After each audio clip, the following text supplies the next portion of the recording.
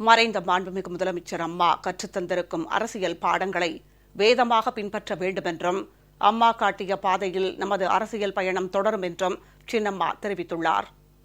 மறைந்த மாண்புமிகு முதலமைச்சர் அம்மா எந்த வேகத்தோடு எத்தகைய கட்டுப்பாட்டோடு அஇஅதிமுகவை வழிநடத்தினாரோ அதே வேகத்துடன் கட்டுப்பாட்டுடன் இந்த மாபெரும் மக்கள் இயக்கத்தை கொண்டு செல்வோம் என்றும் அவர் குறிப்பிட்டுள்ளார். அஇஅதிமுக பொதுச் செயலாளராக பதவியேற்றுக் கொண்ட சின்னம்மா தலைமைக் கழகத்தில் திரண்டிருந்த கழக நிர்வாகிகள் மற்றும் பல்லாயிரக்கணக்கான தொண்டர்களிடையே உரையாற்றினார். தலைமை கழக நிர்வாகிகளே, அமைச்சர் பெருமக்களே, மாவட்ட கழக செயலாளர்களே, நாடாளுமன்ற சட்டமன்ற உறுப்பினர்களே, செயற்குழு பொதுக்குழு உறுப்பினர்களே, கழகத்தில் பல்வேறு நிலைகளில் பணியாற்றி வரும் நிர்வாகிகளே, அனைத்திந்திய அண்ணா திராவிட முன்னேற்றக் கழக உடன்பிறப்புகளே, உங்கள் அனைவருக்கும் எனது பணிவான வணக்கம்.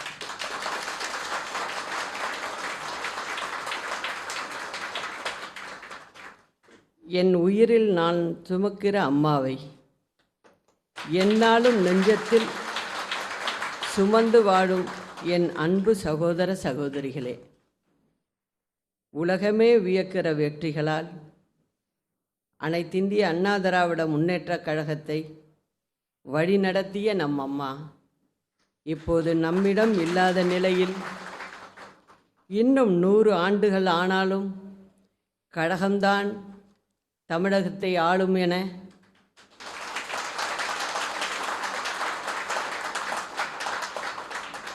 நம் அம்மா முன்வைத்து சென்றிருக்கிற நம்பிக்கையை காப்பதற்காக இங்கே நாம் கூடியிருக்கிறோம். நமக்கெல்லாம் அடையாளமாக, நமக்கெல்லாம் பெருமைகள் பல தேடித்தந்து இந்த இயக்கத்தின் இதயமாக, நம் ஒவ்வொருவரின் இதயத்தின் இயக்கமாக, எனக்கு எல்லாமுமாய்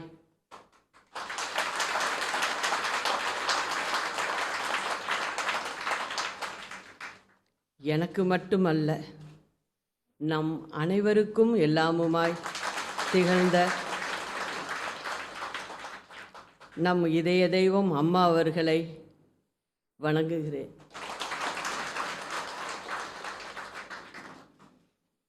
புரட்சித் தலைவருக்கு பிறகு தாயிருந்து நம்மை வழிநடத்திய தன்னிகரில்லா இந்த மாபெரும் இயக்கத்திற்கு என்னை கழக பொதுச் செயலாளராக ஒரு மனதாக தேர்வு செய்து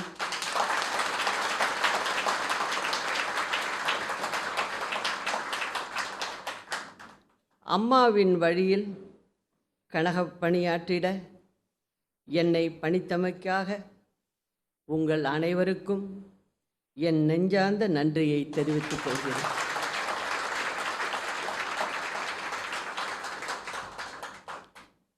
ஆயிரம் கூட்டங்களுக்கு நான் அம்மாவோடு சென்றிருக்கிறேன். ஏறத்தாழ 33 ஆண்டுகளுக்கு மேலாக எத்தனையோ கூட்டங்களில் அம்மாவுடன் கலந்து கொண்டேன். ஆனால் இன்று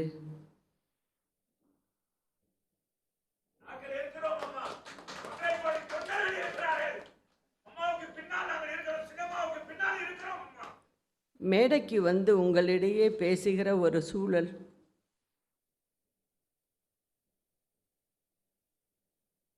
எனக்கு உருவாகி இருக்கிறது. உங்களின் அன்பு கட்டளையை ஏற்க வேண்டிய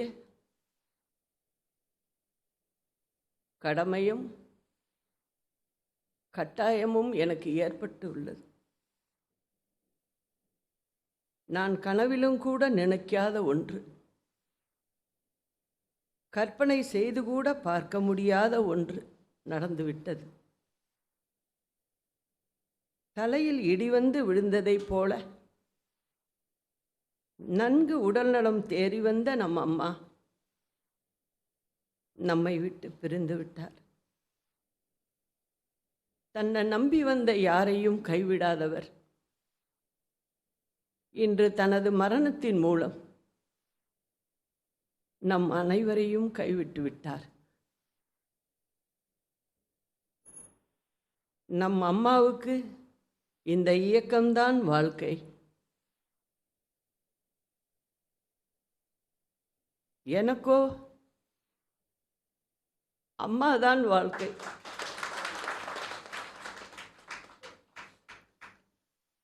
ஆனால் இறைவன் தன் அன்பு மகளை தன்னிடம் அழைத்து கொண்டு விட்டார். 75 நாட்கள் எவ்வளவோ போராட்டங்கள். நம் அம்மாவை மீட்டுவிட வேண்டும் என்கிற மருத்துவர்கள் போராட்டத்தோடு கோடான கோடி தொண்டர்களாகிய நமது ஆன்மீக வழிபாடுகளும் ஒன்று சேர அவை நம் அம்மாவை காப்பாற்றிவிடும் என்று நான் உறுதியாக நம்பினேன். தீவிர சிகிச்சை பிரிவில் இருந்து தனியறைக்கு வருகிற அளவுக்கு அம்மாவின் உடல்நிலையில் முன்னேற்றம் ஏற்பட்டது. எய்ம்ஸ் மருத்துவர்களை வரவழைத்தும் தலை சிறந்த சிகிச்சைகள் மேற்கொண்டோம். லண்டன் மருத்துவர்களை தொடர்ந்து சிங்கப்பூர் மருத்துவர்களின் பிசியோதெரப்பி சிகிச்சை தொடங்கப்பட்டது. இன்னும் சில நாளில் அம்மாவை பூரண நலம் பெற்ற முழுமதியாக போயஸ் தோட்டத்திற்கு அழைத்து வந்து விடுவேன் என்ற நம்பிக்கையோடு காத்திருந்த வேளையில்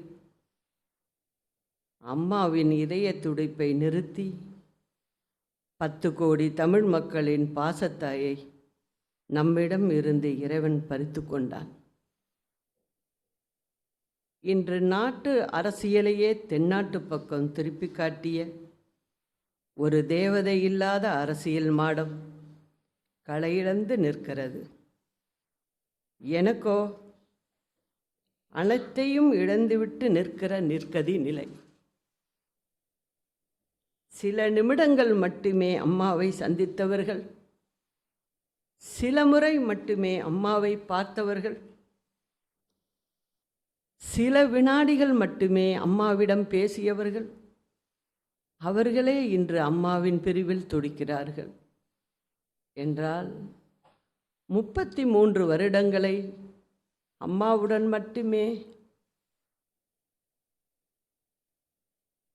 என் வாழ்நாட்களை கரைத்துவிட்ட எனக்கு எப்படி இருக்கும் என்பதை வார்த்தைகளால் விவரிக்க முடியாது. அம்மாவின் அரசியல் ஆரம்ப காலம் முதல் இதய தெய்வம் அம்மா அவர்களோடு தொடர்ந்து பயணித்தேன். அப்போது யாரும் நினைத்து கூட பார்த்திருக்க மாட்டார்கள், அம்மா என்கிற அந்த வார்த்தை இந்த அளவுக்கு மக்கள் இதயத்தை ஊடுருவும் என்று. ஆனால் இத்தனை ஆண்டுகள் அவரோடு இருந்த என் ஆசையெல்லாம் அவர் நன்றாக இருக்க வேண்டும் என்பது மட்டும்தான். அக்கா கோட்டைக்கு கிளம்பிட்டீங்களா? அக்கா மதிய சாப்பாட்டிற்கு என்ன வேண்டும் என அனுதினமும் அம்மாவை பற்றிய சிந்திப்புகளிலேயே என் வாழ்நாட்களை செலவழித்தவள் நான். எனக்கு இப்போது 62 வயது ஆகிறது. கடந்த 33 ஆண்டுகளாக என்னுடைய 29வது வயது முதல் நம் இதய தெய்வம் அம்மாவோடு தான் இருந்துள்ளேன். அவரை விட்டு நான் பிரிந்திருந்த நாட்கள் மிக மிக குறைவு. அதை நாட்கள் என்று சொல்வதை விட அவருடைய கம்பீர குரலை நான் கேட்காத நேரம் குறைவு என்றுதான் சொல்ல வேண்டும். அம்மாவும் கழகமுமே உலகம் என்று வாழ்ந்த என்னை உங்களின் அன்பு கட்டளை எஞ்சியிருக்கும் காலத்தை அம்மா கட்டி காத்த கழகத்திற்காகவும் கோடான கோடி கழக கண்மணிகளுக்காகவும் நான் வாழ வேண்டும் என்கிற உறுதியை எனக்குள் எடுக்க வைத்திருக்கிறது. அம்மாவுக்கென்று ஆசைகள் இருந்தது. அவர் வாழ்ந்த வாழ்க்கைக்கு ஒரு அர்த்தம் இருந்தது.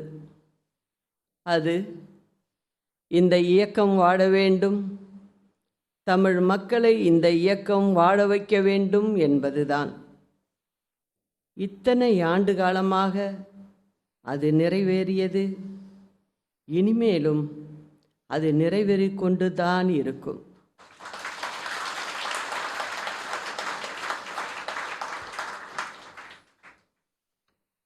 தனக்கு பின்னால் இன்னும் எத்தனை நூற்றாண்டுகளானாலும் அனைத்திந்திய அண்ணா திராவிட முன்னேற்றக் கழகம் மக்களுக்காகவே இயங்கும் என்று சட்டமன்றத்திலே நம் அரசியல் எதிரிகளுக்கு முன்னால் நம் அம்மா சிங்கம் போல கர்ஜித்தார். அது அவர்களுக்கு மட்டும் பதிலல்ல, அம்மா இந்த உலகுக்கே சொன்ன செய்தி அது.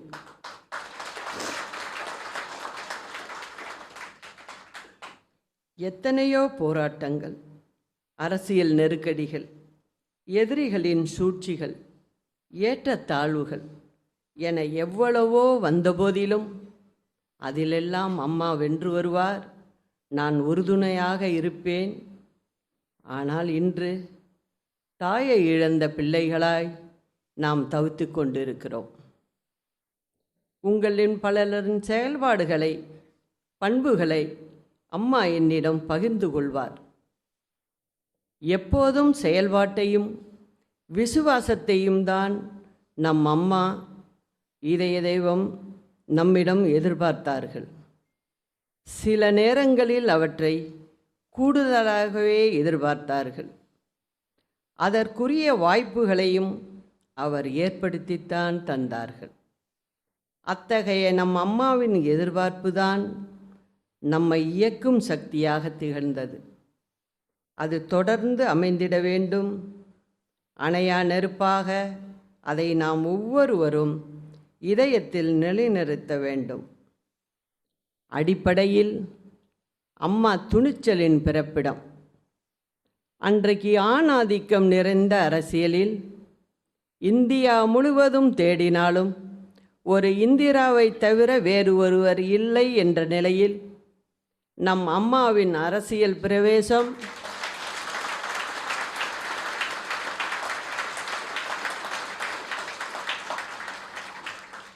பெண் இனத்திற்கே ஒரு வழிகாட்டுதலையும் வலிமையையும் நம்பிக்கையையும் கொடுத்தது.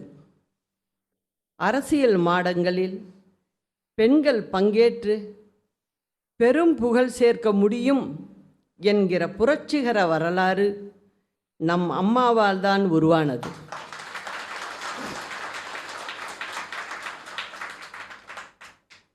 இந்த இயக்கத்தின் மிக பெரும் ஊக்க சக்தியே தாய்மார்கள்தான் என்பதை கண்டு உலகமே வியக்கிறது.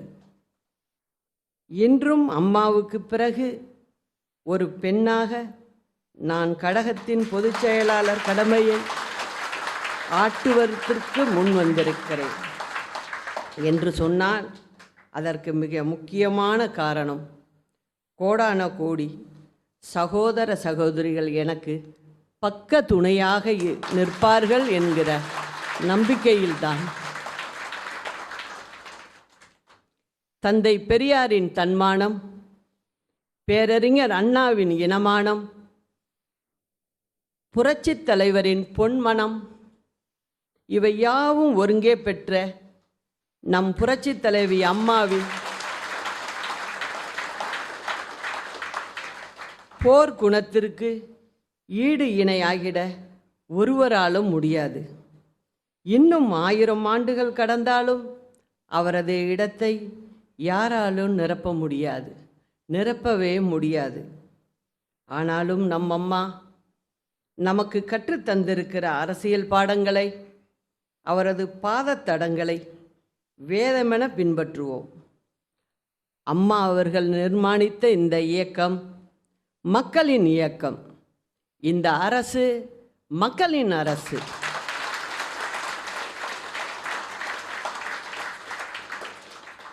அவர் காட்டிய வழியில்தான் நம் பாதை. அவர் காட்டிய பாதையில்தான் நமது பயணம்.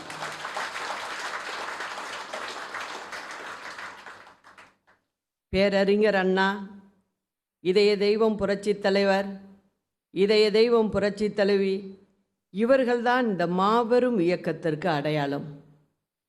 இவர்களை தவிர வேறு யாரும் இங்கே முன்னிலைப்படுத்த மாட்டார்கள் என்பது உறுதி. நம் புரட்சித் தலைவரும் சரி, நம் புரட்சித் தலைவி அம்மாவும் சரி, சாதி சமய வேறுபாடுகளுக்கு அப்பாற்பட்ட மாபெரும் தலைவர்கள். அவர்களின் அந்த மகத்தான வழியில்தான் இந்த இயக்கம் இன்று வரை பயணித்திருக்கிறது. இனியும் அதே வழியில்தான் வீறு நடை போடும். நம் அம்மா எந்த வேகத்தில் இந்த இயக்கத்தை வழிநடத்தினார்களோ அதே வேகத்தோடு, எந்த இராணுவ கட்டுப்பாட்டோடு அனைத்திந்திய அண்ணா திராவிட முன்னேற்றக் கழகத்தை நம் அம்மா வைத்திருந்தார்களோ அதில் கடுகளவும் குறையாத அதே கட்டுப்பாட்டோடு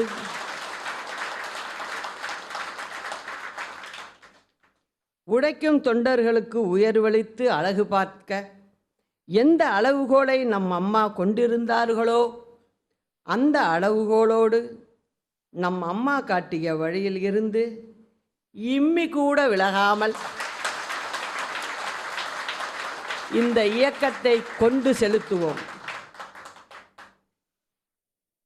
கனி வெளியே தெரியும், காய் வெளியே தெரியும், பூ வெளியே தெரியும், இலை வெளியே தெரியும், கிளை வெளியே தெரியும்.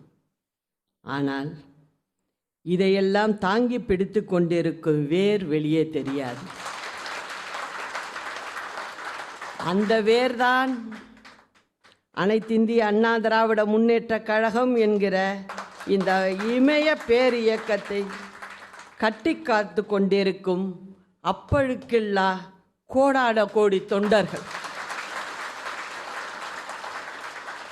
அவர்களின் உழைப்புத்தான் இந்த இயக்கத்தின் உயிர்நாடி என்பதை உணர்ந்து கழகத்தின் தொண்டர்களை நாம் கண் இமையாக காப்போம். தமிழக மக்களால் ஆராதிக்கப்படுகிற கழக அரசின் மீதான மக்களின் அன்பில் குன்றுமணி அளவுக்கு குறைவராது பாதுகாப்போம். நம் கருணைத்தாயின் மறைவில், அந்த சரித்திரத்தின் நிறைவில் கழகத்தை வீழ்த்திடலாம் என்று கணக்கு போட்ட சூது மதியாளர்களின் சூழ்ச்சிகளை முறியடித்து தாய் வழி வந்த தங்கங்கள் எல்லாம் ஓர் வழி நின்று நேர்வழி சென்றால் நாளை நமதே என்ற மக்கள் திலகத்தின் வாய்மொழியையே நாம் எந்நாளும் தாய்மொழியாக ஏற்போம்.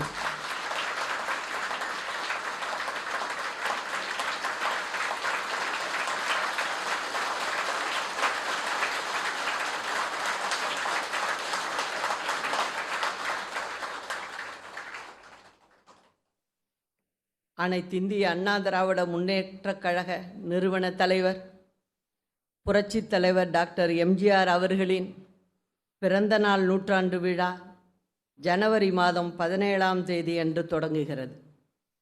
இவ்விழாவினை நாடு போற்றும் வகையில் கொண்டாட வேண்டும் என்பது புரட்சித் தலைவி அம்மா அவர்களின் கனவாக இருந்தது.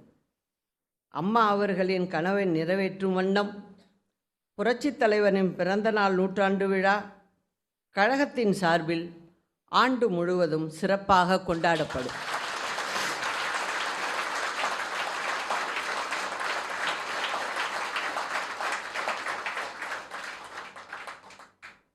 புரட்சித் தலைவர் பிறந்தநாள் நூற்றாண்டின் நினைவாக சிறப்பு அஞ்சல் தலையும் அவரது திருவுருவம் பொறிக்கப்பட்ட சிறப்பு நாணயமும் வெளியிட அனைத்திந்திய அண்ணா திராவிட முன்னேற்றக் கழகத்தின் சார்பில் மத்திய அரசை வலியுறுத்துவோம் என்பதையும் தெரிவித்துக் கொள்கிறேன். ஒன்றை மட்டும் இந்த நேரத்தில் நிறைவாகவும் உறுதியாகவும் சொல்ல விரும்புகிறேன். நம்மை இன்று விமர்சிப்பவரும் கூட நாளை மனமுவந்து நம்மை பின்தொடரும் அளவுக்கு ஒரு புனிதமான பொது வாழ்வை நாம் மேற்கொள்வோம்.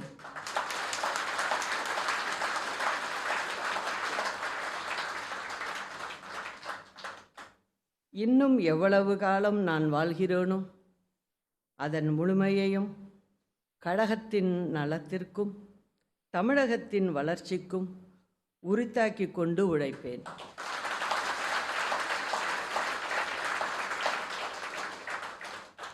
ஒன்றரை கோடி பிள்ளைகளை உன் வசத்தில் ஒப்படைத்திருக்கிறேன் என்று அம்மாவின் ஆன்மா என் அருகில் இருந்து ஆணையிடுவதாகவே என்றும் நான் உணர்கிறேன்.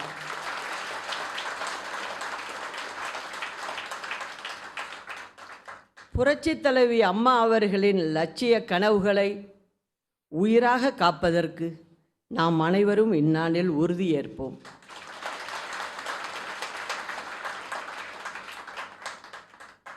அனைத்திந்திய அண்ணா திராவிட முன்னேற்றக் கழகத்தின் பொதுச் செயலாளராக என்னை ஒருமனதாக தேர்வு செய்திருக்கும் உங்களின் அன்புக்கும் நம்பிக்கைக்கும் ஏற்ப என் வாழ்வின் எஞ்சிய காலத்தை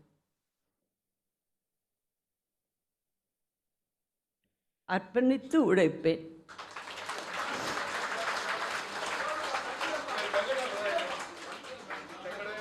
நமது பண்பாட்டையும் கலாச்சாரத்தையும் அம்மா வழியில் பின்பற்றுவோம்.